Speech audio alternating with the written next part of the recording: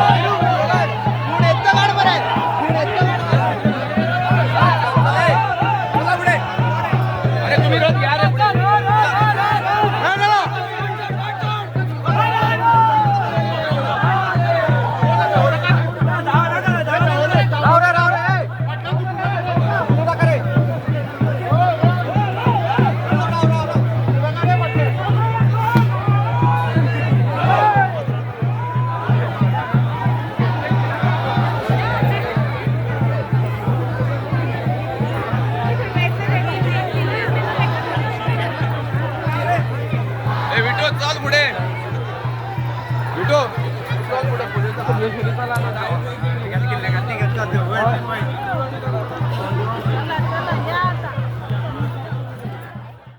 Times डिजिटलला like करा, subscribe करा, share करा आणि बेल आयकॉन दाबायला विसरू नका.